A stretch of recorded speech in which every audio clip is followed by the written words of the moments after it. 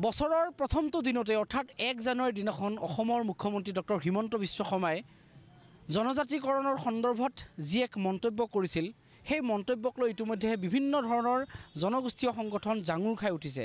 তেখেতে মন্তব্য কৰিছিল যে যদিহে প্ৰতিবেদন দাখিল কৰা হয়, যিদিনাখন সেই প্ৰতিবেদন দাখিল কৰা হ'ব সেইদিনাখনেই বিভিন্ন ধৰণৰ এক ৰক্তাক্ত পৰিৱেশৰ সৃষ্টি হ'ব পাৰে আৰু সেইদিনাখনেই আচলতে প্ৰতিবেদন দাখিল কৰিব যিদিনাখন আচলতে কোনো ধৰণৰ জনজাতীয় সংগঠনে বিৰোধিতা নকৰে।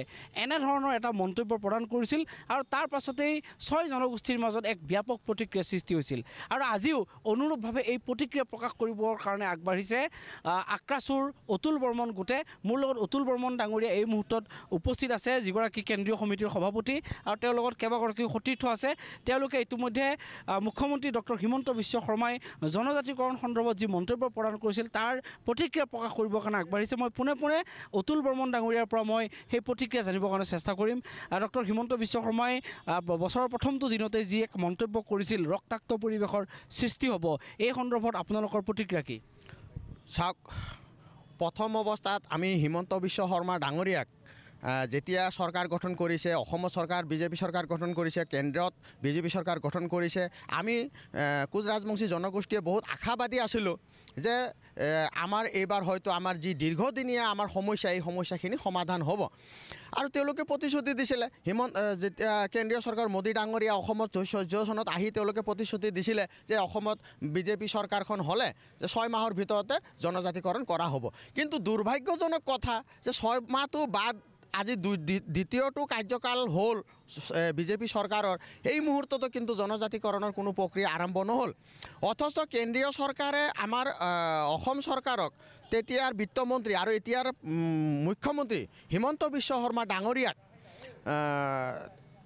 আমাৰ 6 জনগোষ্ঠী জনজাতিকৰণৰ কাৰণে প্ৰতিবেদন দাখিল কৰাৰ কাৰণে এটা নিৰ্দেশ প্ৰদান কৰিছিল আৰু তেতিয়া আমি আক্ৰাচু আৰু বিভিন্ন আমাৰ জাতীয় দল সংগঠনসমূহ আমি হিমন্ত বিশ্ব শৰ্মা ডাঙৰীয়াক লগ কৰি আমি বাৰম্বাৰ অনুৰোধ জনাইছিলোঁ যে আপোনালোকে আমাৰ প্ৰতিবেদনখন কেন্দ্ৰীয় চৰকাৰৰ ওচৰত আপোনালোকে দাখিল কৰক আৰু তেখেতলোকে দাখিল কৰাৰ প্ৰতিশ্ৰুতিও দিছিল।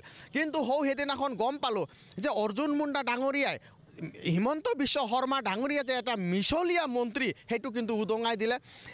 কেন্দ্ৰীয় জনজাতি পৰিক্ৰমা মন্ত্ৰী অৰ্জুন মুণ্ডাই স্পষ্টভাৱে কৈছে যে অসম চৰকাৰৰ পৰা জনজাতিকৰণৰ কোনো প্ৰতিবেদন আমাৰ হাতত অহা নাই। ইয়াৰ পৰাই বুজা যায় যে হিমন্ত বিশ্ব শৰ্মা আৰু বিজেপি চৰকাৰখন যে মিছলীয়া চৰকাৰ, ইয়াৰ পৰা স্পষ্ট হৈছে। ইয়াৰ উপৰিও সেইদিনাখন জানুৱাৰীৰ 1 তাৰিখে মানুহক ভাল ভাল খবৰ দিয়ে, কিন্তু আমাক কি কৰিছে তেওঁলোকে এটা এনেকুৱা আভুৱা ভৰা কথা ক'লে যে জনগোষ্ঠীক যদি জনজাতিকৰণ কৰা হয় তেতিয়াহ'লে বৰ্তমানৰ জনজাতিসকলে অসমত ৰক্তাক্ত পৰিৱেশৰ সৃষ্টি কৰিব, তেওঁলোকে দিয়া নাই কাৰণে দিব পৰা নাই। আমাৰ প্ৰশ্ন হ'ল হিমন্ত বিশ্ব শৰ্মা ডাঙৰীয়া, আপুনি কি যি জনজাতি আছে তেওঁলোকৰ ওচৰত আপুনি লেঙুৰ পেলাই বহি আছে নেকি? আমাৰ কথা হ'ল আপুনি তেওঁলোকৰ কথা মতে উঠব কৰে নেকি? তেওঁলোকে যিটো ক'ব সেইটোৱে আপোনালোকে কৰিব আৰু বেলেগৰ যি কৰে সেইটো নহয়। আপোনালোকে তাৰমানে তেওঁলোকৰ কথা মতে উঠব কৰে। আপুনি এজন চাবি দিয়া মুখ্যমন্ত্ৰী, নিষ্ক্ৰিয় মন্ত্ৰী, আপুনি এটা ইয়াৰ মানে জঘন্য। আপোনাক বহুত আশা কৰি ভাবিছিলোঁ যে 6 জনগোষ্ঠীৰ সমস্যা সমাধান হ'ব, গতিকে আপোনাৰ দ্বাৰা সমস্যা সমাধান নহ'ব। আপুনি যি কথা ক'লে যে অসমত ৰক্তাক্ত পৰিৱেশৰ সৃষ্টি হ'ব, অসমত ৰক্তাক্ত পৰিৱেশৰ সৃষ্টি কৰাটো আপুনি বিচাৰে নেকি? আপুনি এজন মুখ্যমন্ত্ৰী হৈ, দক্ষ মুখ্যমন্ত্ৰী হৈ আপোনাৰ মুখত এনেকুৱা এটা কথা শোভা নাপায়। আমি সেইকাৰণে আমি কোচ ৰাজবংশী ছাত্ৰ সন্থাই আপোনাক ধিক্কাৰ দিছোঁ, গৰিহণা দিছোঁ আপোনাৰ নিচিনা মুখ্যমন্ত্ৰীৰ ওচৰত এনেকুৱা ধৰণৰ কথা ওলোৱাৰ কাৰণে। গতিকে আমি কোচ ৰাজবংশী ছাত্ৰ সন্থাই আপোনাক পুনৰবাৰ আহ্বান জনাইছোঁ যে আপোনালোকে যি কৈছে যে ৰক্তাক্ত পৰিৱেশৰ সৃষ্টি হ'ব, আমি ক'ব বিচাৰিছোঁ যদি আমাৰ ধৈৰ্যৰ বান কিন্তু আমাৰ লাহে লাহে ছিঙি আহিছে, আপোনালোকে ধৈৰ্যৰ বান আমাক ছিঙাই দি আছে। গতিকে যদি আপুনি কোনোবা জনজাতিৰ পৰিক্ৰমা তেওঁলোকৰ চাৰ্টিফিকেট লৈ কেনে যদি আমি কাৰোবাক যদি আপুনি চাৰ্টিফিকেট দিব বিচাৰিছে তেতিয়াহ'লে কিন্তু ইয়াৰ পৰিমাণ কিন্তু ভয়াৱহ হ'ব। আমিও কিন্তু হাতাপতি বহি নাথাকোঁ। বাৰে বাৰে 6 জনগোষ্ঠীক এই প্ৰতাৰণা কৰাৰ মূল কাৰণটো কি বুলি ভাবে? মূল কাৰণটো এইটোৱে যে আমি আমাৰ জনগোষ্ঠীটোক আমি সহল সৰচ আমি এই মানে সৰল মানুহখিনিক তেওঁলোকে বাৰে বাৰে পতনা কৰিব মানে ভাল পায়। আমি যিহেতুকে জংগ আন্দোলন নকৰোঁ, আমি গণতান্ত্ৰিক আন্দোলনক বিশ্বাস কৰোঁ, যাৰ কাৰণে আমি গণতান্ত্ৰিকভাৱে আন্দোলন কৰি আহিছোঁ। আৰু কি কৰিছে যে আমাৰ মাজত তেওঁলোকৰ এটা ৰাজনীতি চক্ৰান্ত সোমাই এটা ভাগ কৰাৰ চেষ্টা কৰি আমাৰ যি শক্তি আছে এই শক্তিটো নিহিত কৰিছে, যাৰ কাৰণে তেওঁলোকে আমাৰ পশ্চিম অঞ্চলৰ 4টা জিলালৈ কিছু অংশ এটা KSC দিছে। সেই KSCৰ ভাবিছে যে KSC আমি কোচ ৰাজবংশী হ'লেও KSC দি দিলোঁ আৰু সমস্যা হৈ গ'ল। আমাৰ কথা হ'ল আমি কোচ ৰাজবংশী ছাত্ৰ সন্থাই KSC বিচাৰি আন্দোলন কৰা নাছিলোঁ। আমাৰ যি জন্মস্বত্ব অধিকাৰ প্ৰাপ্য আমাৰ জনজাতিকৰণ বিচাৰিহে আমি আন্দোলন কৰিছিলোঁ। গতিকে আমি আহ্বান জনাম যে আপোনালোকে এই ৰাজনীতি কুচক্ৰান্ত এই আপোনালোকৰ যি ৰাজনীতি অভিপ্ৰায় এইবিলাক বাদ দি আমাৰ যে গোটেই অসমৰ কোচ ৰাজবংশীখিনি লাভান্বিত হ'ব পৰাকৈ জনজাতিকৰণ আমাক দিয়ক। আমাক KSC দি কেনে আপুনি নাভাবিব যে কোচ ৰাজবংশীসকলৰ মুখ বন্ধ কৰিব পাৰিছে। আপুনি মুষ্টিময় কেইজনমান লোকৰ মুখ বন্ধ কৰিব পাৰিব, কিন্তু গোটেই অসমৰ কোচ ৰাজবংশী মানুহৰ মুখ বন্ধ কৰিব নোৱাৰে। গোটেই অসমৰ কোচ ৰাজবংশীখিনিয়ে আপোনাক উচিত প্ৰত্যুত্তৰ দিবৰ কাৰণে কিন্তু আমি ইতিমধ্যে সাজু হৈ আছোঁ। নিৰ্বাচনত আপোনালোকে কিন্তু বহুত সহায় সহযোগিতা আগবঢ়ালে, গতিকে নিৰ্বাচনত কিন্তু এটা প্ৰতিশ্ৰুতি দিছিলে, বাৰে বাৰে কিন্তু কোচ ৰাজবংশীসকল এটা ভোট বেংক হৈ আছে নেকি? হয়, নিশ্চয় তেনেকুৱা ভাবা গৈছে। এতিয়া আমাৰ কোচ ৰাজবংশী এটা ভোট বেংক হিচাপে বৰ্তমান যি BJP চৰকাৰ আছে তেওঁলোকে আমাক ব্যৱহাৰ কৰি আছে। বাৰে বাৰে যেতিয়া ইলেকশ্যন আহে তেতিয়া এই চৰকাৰখনে কয় যে যেতিয়া আমাক চৰকাৰ হ'ব দিয়ক, গঠন কৰক, 6 মাহৰ ভিতৰত আপোনালোকক আমি 6 জনগোষ্ঠীক জনজাতিকৰণ কৰিম।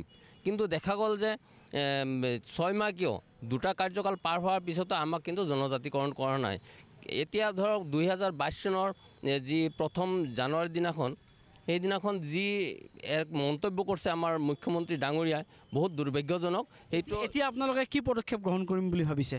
হয়, এতিয়া নিশ্চয় আমাৰ যিখিনি বৰ্তমান এতিয়া এই পদক্ষেপ কৰিম, আমাৰ যি গণতান্ত্ৰিক আন্দোলন সেই আন্দোলন আমি জোৰদাৰ আন্দোলন কৰিম। নিশ্চিতভাৱে গণতান্ত্ৰিক আন্দোলন আমি বাদ দিম, কাৰণ চৰকাৰে কিন্তু বন্দুকৰ ভাষাহে বুজি পায়। বন্দুকৰ ভাষা বুজি পায় কাৰণে যোনে বন্দুক লয় তেওঁলোকৰ সমস্যা সমাধান কৰে। কোচ ৰাজবংশীসকলৰ বন্দুক নাই কাৰণে, বন্দুক নোলোৱাৰ কাৰণে তেওঁলোকে বহুত আমাক ঢিলা পাই কিনে তেওঁলোকে খিলা মাৰি আছে। কাৰণ তেওঁলোকে এইবাৰ বিধানসভাৰ সময়তো তেওঁ স্পষ্টভাৱে কৈছিল, তেওঁলোকৰ ৰেকৰ্ডিং আমাৰ আছে, এই মুখ্যমন্ত্ৰী ডাঙৰীয়াৰ তেওঁলোকৰ ভিডিঅ'বিলাক আমাৰ ওচৰত আছে। তেওঁ গলৰ হীৰা ফুলাই কৈছিলে যে বিধানসভা ইলেকশ্যনৰ পিছতেই কোচ ৰাজবংশী জনজাতিকৰণ হৈ যাব। মাত্ৰ 90% কাম হৈ গৈছে, 10% কাম বাকী আছে। যদি 10% কাম বাকী আছে তেতিয়াহ'লে কিয় কৰিব পৰা নাই? এতিয়া যে 10% কামো হোৱা নাই সেই কথাটো স্পষ্ট হৈ আহিছে। লাহে লাহে কোচ ৰাজবংশীসকলৰ যিটো ক্ষোভ সেয়া উদগীৰণ হ'ব। নিশ্চয় এইটো নিশ্চিতভাৱে আজি উদগীৰণ নিশ্চয় হ'ব। আজি যিহেতুকে তেওঁলোকে আজি যিবিলাক সমস্যা সমাধান কৰি আছে, আলফাৰ লগত আলোচনা কৰি সমস্যা সমাধান কৰিব বিচাৰিছে। আমাৰ যি কোচ ৰাজবংশী জাতীয় সংগঠন KLOৰ লগত সমস্যা আলোচনা কৰি সমস্যা সমাধান কৰিব, তেতিয়াহ'লে এই জনজাতিক সমস্যাটো কিয় আলোচনা কৰি তেওঁ সমাধান কৰিব নোৱাৰে?